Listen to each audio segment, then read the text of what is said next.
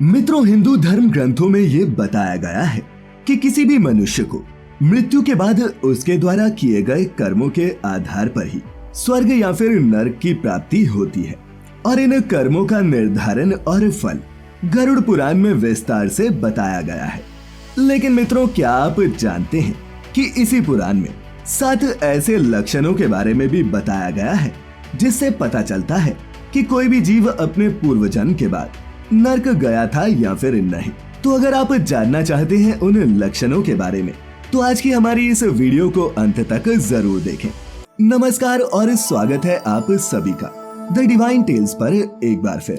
मित्रों, इस बारे में गरुड़ भगवान विष्णु से कहते हैं कि हे भगवान, जब आत्मा अपने किए हुए पाप कर्मों के आधार पर ही नरक की यातना भोग लेती है तो फिर उसे अगले जन्म में किस रूप में जन्म लेना पड़ता है। और इस प्रश्न का उत्तर देते हुए श्री हरि कहते हैं कि नरक में पाप कर्मों की सजा भोगने के बाद जब आत्मा के फिर से जन्म लेने का समय आता है तब भी उसके कर्मों का प्रभाव रहता है और इसी के आधार पर उसे नया जन्म मिलता है। और ये है वो 7 लक्षण जिससे ये पता चलता है कि कोई व्यक्ति पिछले जन्म के बाद नरक गया था या फिर नहीं। तो मित्रों, जो पहला लक्षण ये बताता है वो ये है कि ऐसे लोग जिन्होंने अपने पिछले मानव जीवन में ब्रह्म हत्या की हो वो नरक की यातना भोगने के बाद अगले जन्म में क्षय रोगी बनता है। गौ हत्या करने वाला मूर्ख या फिर कुबड़ा, कन्या की हत्या करने वाला कोढ़ी, गर्भपात करने और गर्भपात करवाने वाला बिल्ल रोगी बनता है। इन सभी का जन्म एक चांडाल के रूप में होता है। वहीं दूसरा लक्षण ये है कि महिलाओं का शोषण करने वाला या फिर किसी भी रूप में महिलाओं को यातना देने वाले को अगले जन्म में भयानक बीमारियों का सामना करना पड़ता है और वो हमेशा पीड़ा में ही रहता है। अप्राकृतिक रूप से संबंध बनाने वाले अगले जन्म में नपुंसक और वहीं गुरु पत्नी के साथ संबंध बनाने वाले कुष्ठ रोगी पैदा होते हैं। तीसरा लक्षण, गरुड़ पुराण के अनुसार मांस खाने वाले व्यक्ति को अगले जन्म में अंगों से संबंधित समस्याएं होती हैं।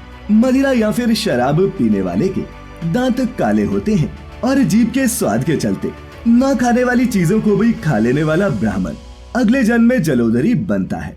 दूसरों का ध्यान किए बिना मीठा खाने वाले को गले से संबंधित रोग होते हैं और श्राद्ध के समय में अशुद्ध दान देने वाले लोगों को कुष्ठ रोग भोगने पड़ते हैं। चौथा लक्षण, घमंड के चलते गुरु का अपमान या निरादर करने वाले व्यक्ति को मिर्गी के दौरे पड़ते हैं। वेद शास्त्रों की निंदा करने वाला पांडु रोगी, झूठी गवाही देने वाला जन्म से अंधा, गाय तथा ब्राह्मण को लात मारने वाला लंगड़ा, झूठ बोलने वाला हकला और झूठी बातों में रुचि लेने वाला बधिर पैदा होता है। वही मित्रों, झगड़ों में आग लगाने वाला खलवाटी होता है और मांस बेचने वाला दुर्भाग्यशाली। पांचवा लक्षण, रत्न चुराने वाले मनुष्य को अगले जन्म में मानसिक समस्याओं का सामना करना पड़ता है। तो वहीं स्वर्ण चुराने वाले को नाखूनों की समस्या और अन्य धातुओं को चुराने वाला अगले जन्म में गरीब रहता है। अनाज की चोरी करने वाला चूहा बनता है। वहीं जल की चोरी करने वाला चातक और विष चुराने वाला बिच्छू बनता है। और तो और सुगंधित चीजों को चुराने वाला छुछुंदर और शहद चुराने वाला अगले जन्म में मधुमक्खी के रूप में जन्म लेता है। छठा लक्षण, मित्रों, पिछले जन्म में जब पति ने अपनी पतिव्रता पत्नी को छोड़कर किसी और के साथ संबंध बनाए हो तो वो नरक में दुख झेलने के बाद जब अपना अगला जन्म लेता है तो उसको इस नए जन्म में एक बहुत ही बुरी स्त्री पत्नी के रूप में मिलती है। सातवां लक्षण, मित्रों, अगर किसी ने पिछले जन्म में दान पुण्य न किया हो, अकेले ही अन्न का सेवन किया हो और किसी गरीब की कभी मदद न की हो तो वो नरक में सजा भुगतने के बाद अपने अगले जन्म में एक एक दाने के लिए तरसता है और भूख से व्याकुल होकर मर जाता है। ऐसे मनुष्यों की संतान नहीं होती। तो मित्रों, इन 7 लक्षणों से पता चलता है कि कोई व्यक्ति पिछले जन्म के बाद नरक गया था या फिर नहीं। लेकिन मित्रों, क्या आपको ये पता है कि नरक कहाँ है और कितने प्रकार के हैं?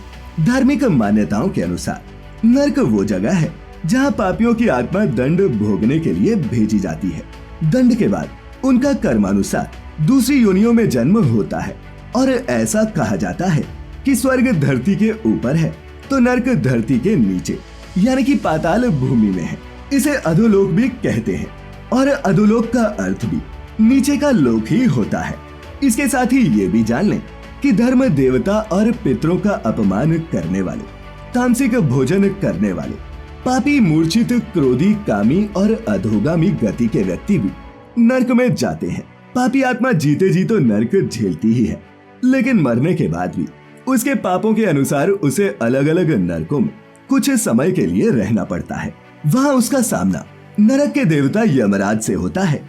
और नरक के प्रकारों की बात करें तो श्रीमद् भागवत और मनुस्मृति के अनुसार नरकों के नाम है तामेश्वर, अंधसित्र, रौवर, महारौवर, कुंभिपाक, कालसूत्र, असीतापत्र, सुकूरमुख, अंधकूप, निभोजन, संदेश, तप्तसूर्मी, वज्रकंटक, शलमली, वैतरणी, पुयोर, प्राणारोध, विशसन, लालबक्ष, सारम्यादन, अविची, अयपान, शर्करदम, रक्षोगन भोजन, शूलप्रोत, दंदशूल, अवनिरोधन, पर्यावर्तन, सूचिमुख, कुल 28 तरह के नरक माने गए हैं, जो सभी धरती पर ही बताए गए हैं।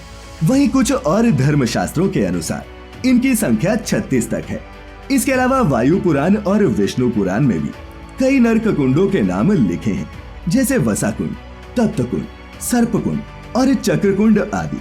और इन नरक कुंडों की संख्या 86 तक बताई गई है। तो मित्रों, आपने आज जानी नरक से जुड़ी कुछ अहम बातें। आपको हमारी ये प्रस्तुति कैसी लगी नीचे कमेंट करके जरूर बताएं।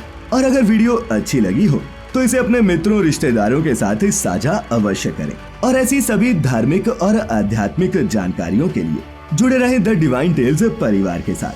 तो मित्रों, फिलहाल आज के लिए बस इतना ही। अब इजाजत दें। आपका बहुत बहुत शुक्रिया।